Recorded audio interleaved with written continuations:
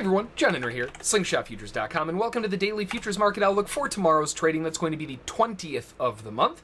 This is where we put together our attack plan for tomorrow with the information that the market is giving us today. So we have as good or, at least as solid of approach as we can get going into a potentially interesting day. Now, today, didn't really have a whole lot on the news calendar, actually pretty much nothing, but that didn't seem to stop the markets at all. We had some pretty good movement, so certainly can't complain about coming back after a nice Father's Day weekend to see some pretty good moving markets. Now, before we dive in, as always, make sure to swing it over to slingshotfutures.com, scroll down and click on the Join the Daily Outlook newsletter. That's going to let you sign your email up so that you're notified every single time one of these videos comes out. Along with that, in that newsletter, we also talk about all kinds of different stuff, from stocks to cryptocurrencies to you name it. If it moves, we probably will talk about it in there at some point, so it's a great newsletter to get your hands on so you know what's going on in the bigger picture.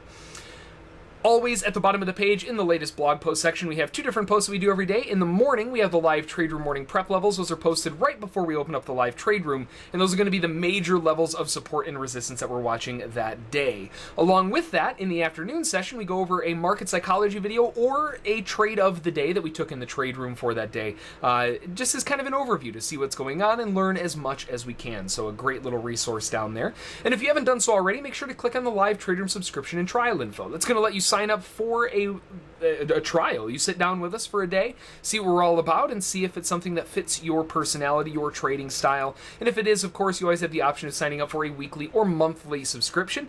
And if you really enjoy us and you join as a full-fledged VIP member, you get that live trade room as part of the package. Now, taking a look at the euro, for the most part, didn't get a whole lot going on for the majority of the U.S. session, even some of the European session. Not much going on. Really kind of a slow, back-and-forth, grindy mover. Just a lot of range-bound. Buy low, sell high, standard stuff. But then we started breaking out going into around the 10 o'clock hour, breaking down into 11, and they just kept going and going and going. So with that heavy, heavy breakout that we've been seeing over the past couple days, now kind of leading into this just big old pullback right back down again, we can see that they attempted to attack this earlier area of congestion, and when they started poking into it, the sellers defended it very heavily, and now we're pulling all the way back down again. Now, one big thing that stands out is we still have this massive unfilled gap down here that still remains to be filled, right? We need to see the market push down, fill that gap at some point.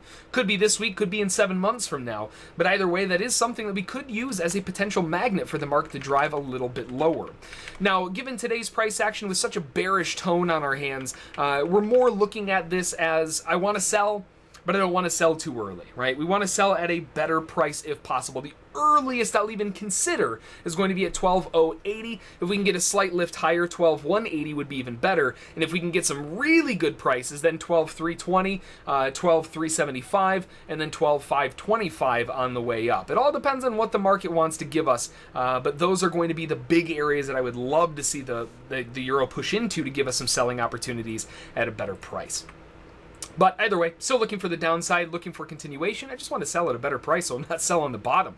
Over on the gold market, we have a good downtrend working for most of the day. We had a little bit of a lift here at 8 o'clock, but then that was given all back on a big old drop lower. And with that big drive down, we're looking for more continuation. They're attempting to break out of monthly support that was at 47.6, but we've kind of cracked through that a little bit now. And we have a very solid spike down into a pretty sturdy channel, working its way lower, and the sellers are still in control. Now, given the overall sell side bias here, I would like to see a better price on this as well. Now, the better price could just be a retest of that monthly resistance around 47.6, maybe a little bit higher, but either way, that would be a big area of interest. If we can get a little bit more movement to the upside than 1250, 1250.8, 51.2, this whole zone is kind of a hot spot for sellers to try to dive in to push the market back down. Either way, though, another market the sellers are owning, and we just need a better price. We want to avoid selling too low, otherwise we're kind of reducing our profitability. Over on the crude oil market, we had an overall range on the bigger portion of the day. We started off in the middle. They tried grinding lower, failed, tried grinding higher, failed, and moved all the way back down to a new low. And we were talking about in the psychology video today on how we created sort of a kind of a rinse and repeat pattern with a low and then a trap low, and then a high and a trap high. So far, we haven't seen that on this side. It just continues to slam down relentlessly. The sellers are just not letting off of the gas pedal here, and now we're even forming a little bit of a wedge where we could easily just break down from the lows. Now, this is another situation where I don't really want to sell too far down. We want as good of a price as possible, but the problem is this is so bearish that we might not get that chance at a better price. There will be some sellers that see this nice bear candle after several successive bull failures and just sell into it looking to hang on for the overnight session going into tomorrow. So this may not give us a correction to work with.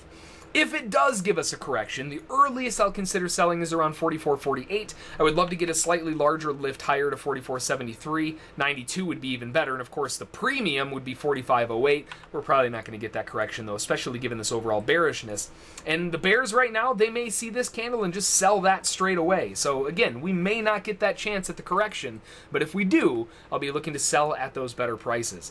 And then finally on the S&P, beautiful rally to the upside here today with a big breakout to the upside above that high that was made at around 3 o'clock this morning. They tried pushing up, they pulled back, tried getting again, failed, getting it again, failed, took a little bit of a pullback again, and tried again, failed, and then they finally hit the gas pedal, and by the time they broke out, man, they broke out. So we have a big rally to the upside, and a lot of buyers are going to be looking to buy a pullback here as well. We want to buy as cheap as possible, and one of the base places that we're seeing right now, try to say that 7 times fast, we have a double bottom low right there, a retest on another low, putting it into somewhat of a triple bottom or a double bottom, depending on how you want to look at it in the time frame. Either way, though, that is a big shelf that is holding as support right now. So 45.5 is the first area of interest that I wouldn't mind necessarily being a buyer in, but I would also love to see a better pullback down to weekly support, which is at 43.25, 43.5 in that area. And then, of course, if we can get a deeper pullback, 41.25 would be the premium. But